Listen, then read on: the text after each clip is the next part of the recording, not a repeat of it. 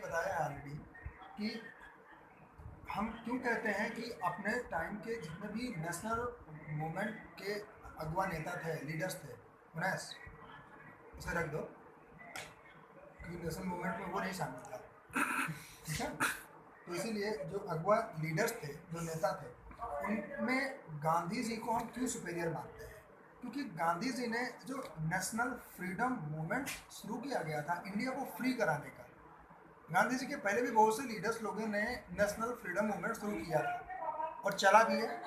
किसी को कहीं कोई सक्सेस मिला, उसे तुम्हें मेरी बात पर फोकस करना, मैं वीडियो बना रहा हूँ अदर्स लोगों के लिए, लेकिन तुम लोगों को मेरी बात को जानना पड़ेगा, समझना पड़ेगा।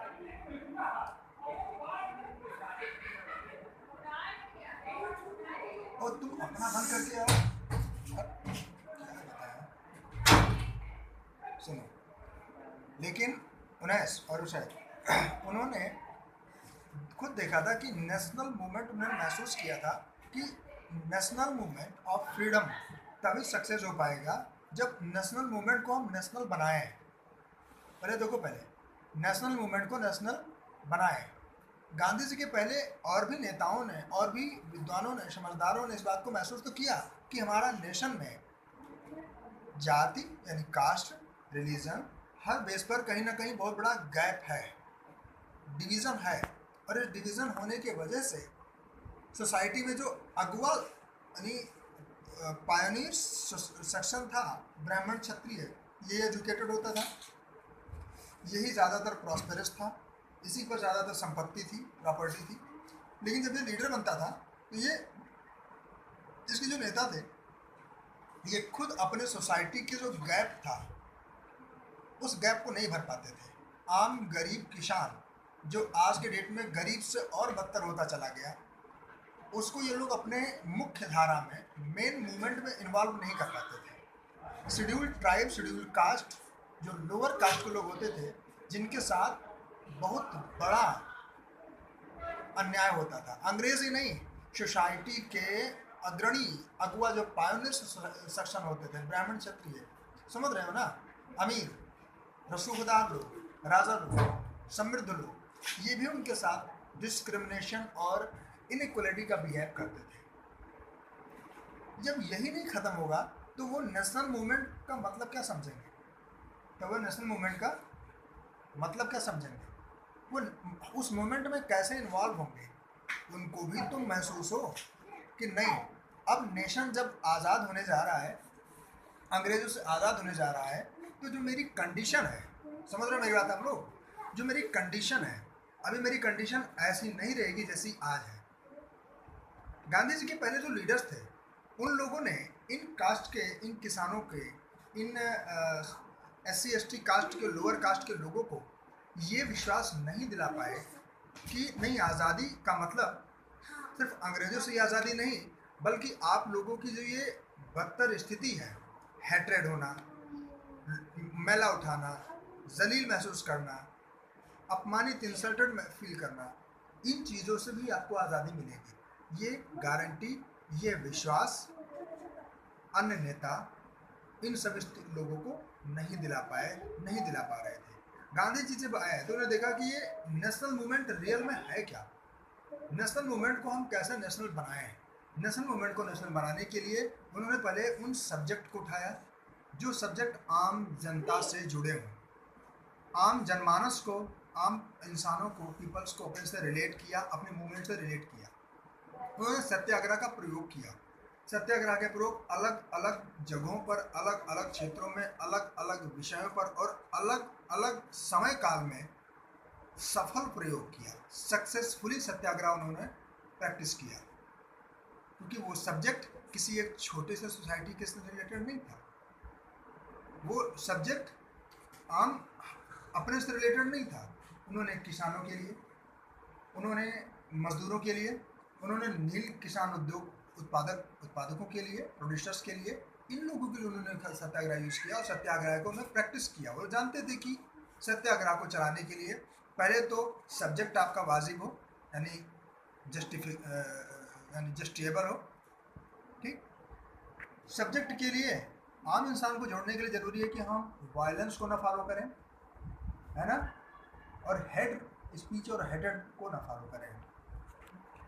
गांधी जी ने क्या किया था कि उसी से रिलेट किया कंस्ट्रक्टिव प्रोग्राम, निर्माण कार्य वाला प्रोग्राम। कंस्ट्रक्टिव प्रोग्राम उन्होंने शुरू किया कि मूवमेंट बाद में, सबसे पहले समाज का ही निर्माण करो। किसका निर्माण करो?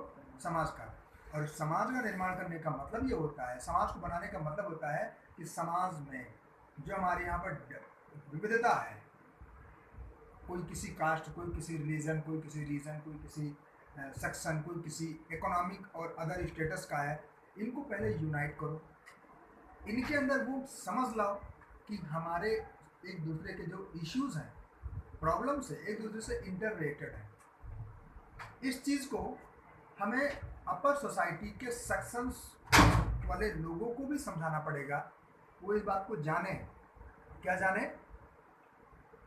कि अगर हम अंग्रेजों से जितना प्रभावित हैं उससे कई गुना ज़्यादा लोअर कास्ट के लोग और हमारे पीजेंट्स, हमारे वर्कर्स, लेबरर्स कहने का, उससे प्रभावित है, अफेक्टेड है। इनको जब तक अपने मूवमेंट में नहीं जोड़ोगे, जब तक इनको इक्वालिटी का बिहेव नहीं फील करोगे, जब तक इनको प्यार नहीं मिलेगा मुझसे, अपनापन नहीं मिलेगा, जब तक इनको हम गले नहीं लगाएंगे, तब तक हम इनको अपने से जोड़ नहीं पाएंगे और नेशनल मूवमेंट में नेशन का सपोर्ट नहीं मिल पाएगा। नेशन का सपोर्ट का मतलब क्या है? नेशन के हर स्टेट, हर एरिया, हर वर्ग, हर वर्कर्स का सपोर्ट मिले, तब तो नेशनल मूवमेंट है ना। गांधी जी ने इस चीज़ को समझने के लिए कंस्ट्रक्टिव मूवमेंट शुरू किया। कंस्ट्रक्टिव मूवमेंट ने क्या किया? पहले वुमेन की स्थिति को सही करो। वो जानते थे कि हमारी जितनी पॉपुलेशन है, पॉपुलेशन में लगभग 50% तक औरतें, महिलाएं होती हैं ना, तो उनका साथ कम मिलेगा। जब उनको हम जागरूक करेंगे, उनको घर के चूल्हा चौका से बाहर निकालेंगे, किचन से बाहर निकालेंगे, उनको भी रिस्पेक्टेबल फील कराएंगे, तब तो वो जांच पाएंगे कि हमारा भी कोई वैल्यू है, तभी तो वो आपका साथ देंगे मूवमेंट में। ठीक? उन्होंने अनटचेबिलिटी को, छुआछूत जैसी चीज़ों को बाहर निकालने की कोशिश की, ताकि अपर कास्ट के लोग लोअर कास्ट के लोगों को हाथों हाथ बुलाएं, अपने साथ लें, और लोअर कास्ट के लोग फील करें, रिस्पेक्टेबल एंड इक्वल फील करें, तभी तो आपका मूवमेंट साथ देंगे।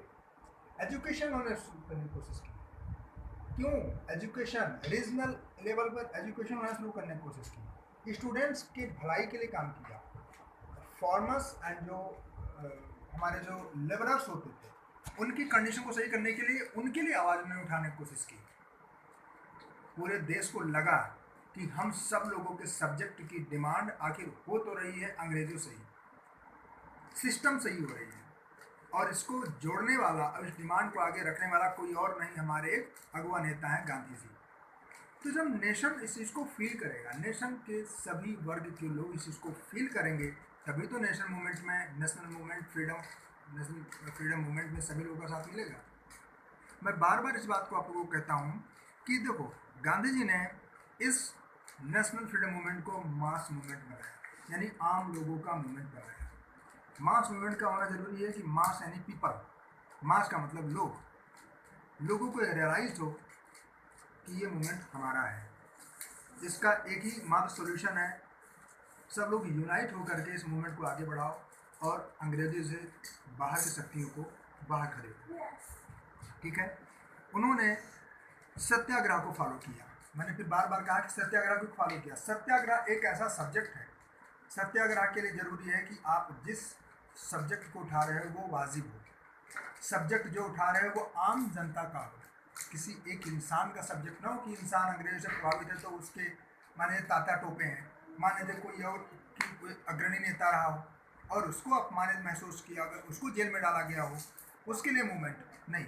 मूवमेंट सत्याग्रह तभी शुरू होगा, मास मूवमेंट तभी होगा जब वो आम जनता का मूवमेंट हो। ठीक? मैं यहीं आपको रोकना चाह रहा हूँ। मुझे सिर्फ ये बताना था कि गांधीज़म के फिलॉसफी को आपको समझने के लिए वहाँ तक बुद्धि ले जानी पड़ेगी। ठीक है? यहीं स्टॉप कर दो।